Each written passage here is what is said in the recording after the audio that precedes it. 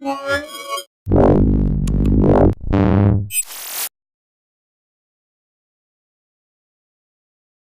I'm Roland with Mobile Geeks, and what we have right here is the new Toshiba Encore 2 WT8. So that is the new super low-end Windows 8.1 tablet that Toshiba just announced.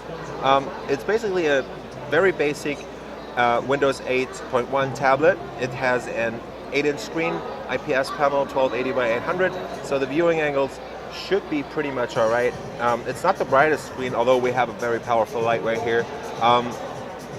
Feels pretty good. It is a cheap tablet, so there's a difference in quality between this and, for example, the Lenovo Mix 8.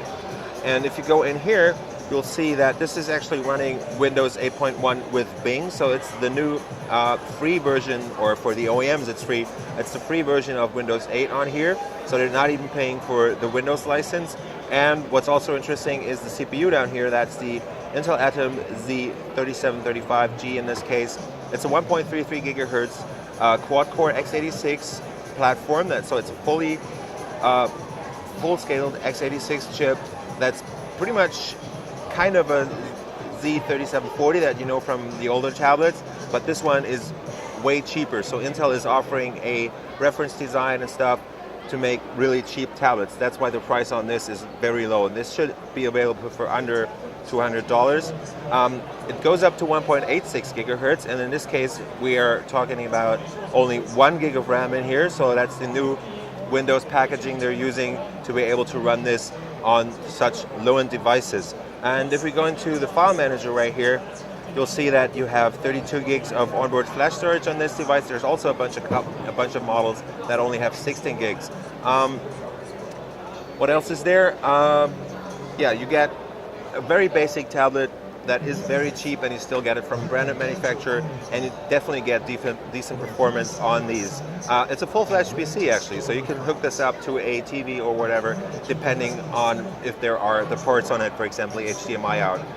Let's take a quick tour around. So we get a basic cam down here, so I think that should be a 1 or 2 megapixel camera. I don't know the specs exactly.